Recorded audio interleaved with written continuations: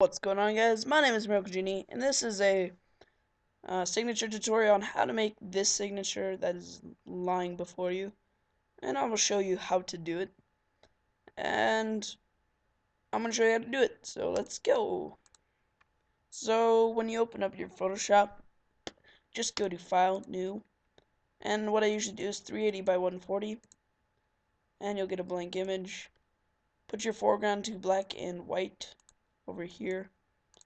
And go to Filter, Render, Clouds, and you can do whatever you want with that. But render clouds. After that, what you want to do is load up a grunge pack, which is what I usually do. And I go over the background with a grunge pack. That looks depressing. Yeah, that looks a bit less depressing, but okay. So after we have that, what I usually do is switch to another brush pack known as Janshins. One of my favorite brush packs out there. If you have the time, please get it. And I usually just go over the background with a few brush strokes, different brushes here and there, and make a nice, clean, crisp background. And that should be good. After that, go to Layer, New Adjustment Layer, Brightness and Contrast, press OK. What this will bring up is a little side panel here.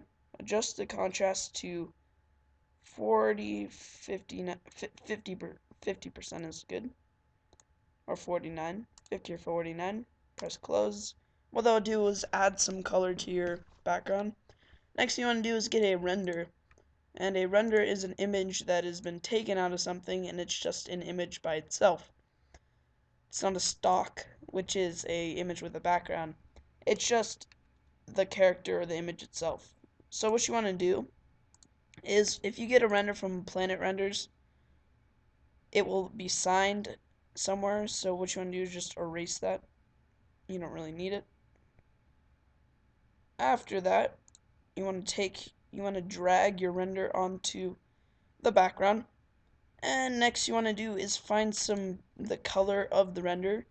So right here I can see the red is standing out the most. It's on the blade and it's on the little tunic thing, whatever it is. So I'm just going to put the render over the image. So you're just gonna fill the background with the render, basically. So just like this. Like it is. Once you do that, hold down Control and put all the layers together. Right click and click Merge Layers. Then go to Filter, Blur, Motion Blur, and once you do that, press Overlay, which will overlay your background. And once you do that, drag your image, your render over into the thing again. What you want to do this time is go to Edit, Transform, and click Scale. And hold down the Shift key and drag the corners down until you get an area where you're comfortable with the render, but it's not too small and it's not too big. So right there seems good. Beautiful. And what you want to do now is you want to take your eraser tool, put the opacity down to 60%, and put the brush size to 37%, and the flow to 100%. Leave the settings as is, and just go over the edges of the render so you can make the render flow, as they say. Just make it flow. So now it kind of flows into the background, as if you can see. And after that, I'm not satisfied, so I'm just going to go over it again. Alright. Okay. That looks appealing. So after you have the flow down, what you want to do is you want to go click new layer and go to image and apply image, which will put everything onto the same layer just for lighting reasons. Next you want to do is click on your blur tool, put the pixel, the brush size to 157, and leave all the other settings as is, and just go over the render with it. Not too much but not too little. And click on your sharpen tool and use the same settings and just go over it. Okay, and then the next thing you want to do is click on your dodge tool and use the same settings and do the same thing, go over your image with that.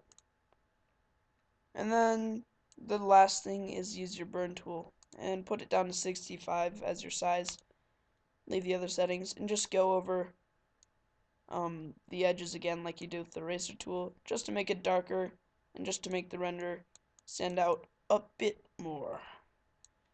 After you have done all of that, it is time to create text. So the important part, there's two parts of text. There's really blending and flowing. Well, there's placement and colors and blending. So I'll show you. So right here on this render, as you can see, there's a flow to the render. He is holding a sword, which is kind of going up this way. So that's kind of the way the render is flowing. So that's kind of the way, and his body is kind of going that way. And the sword is going that way. So there's three flows right here, but the main flow is this flow right here, and that's the flow I'm going to use. So that's the main flow, so that's the flow that's kind of visible right here, and I'm going to use that flow. So that's the way my text is going to go, with the flow of the signature. Also, there's another important key part to, there's a key part of doing of text placement. So this is what I usually do. I separate the signature into ninths. Wait, I'm getting confused.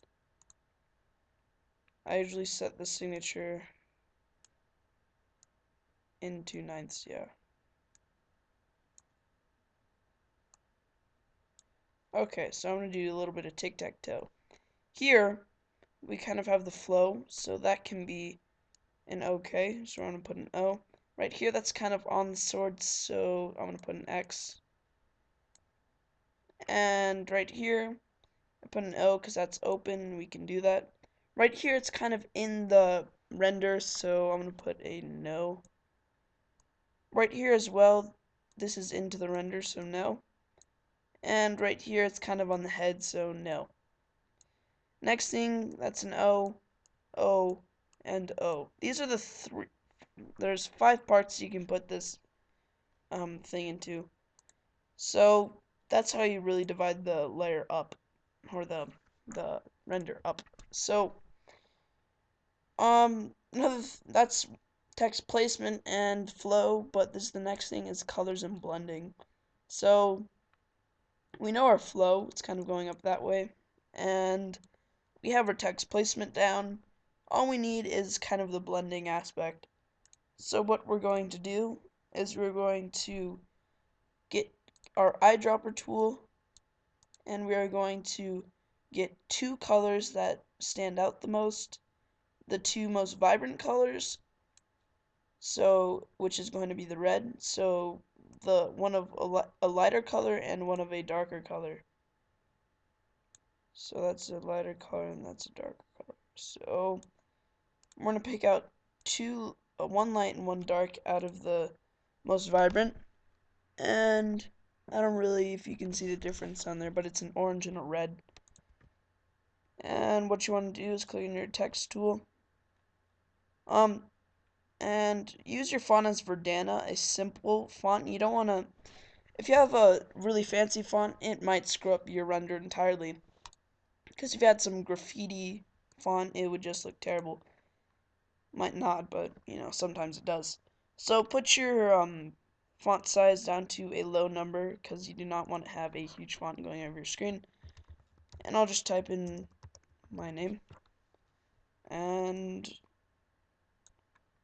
for now, I'm just going to leave it right there.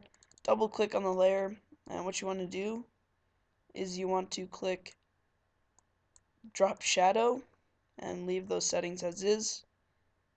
Click on bevel and emboss, check it, and put the size down to 0 right here. Put it down to 0. Next, you're going to go over to gradient overlay and click on the gradient white and black thing over here. What you want to do is put it up to here, which is the two colors we put, and press OK. And then next, put the stroke. Put the size down to 1 and the color to black. There you go. You have your text.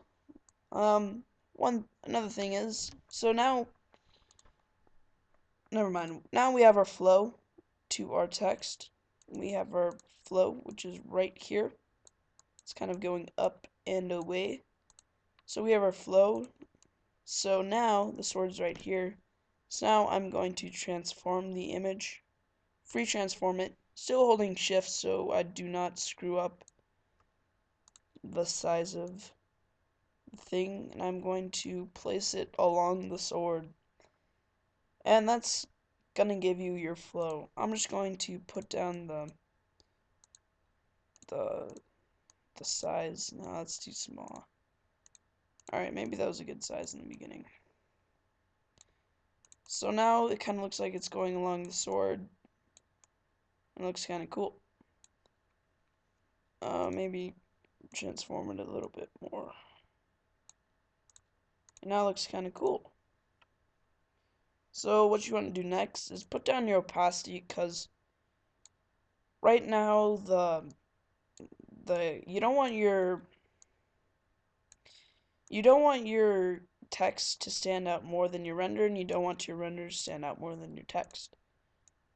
So it's a hard balance. Wait, that didn't even make any sense. But you kind of want to make it so your text doesn't stand out more than your render.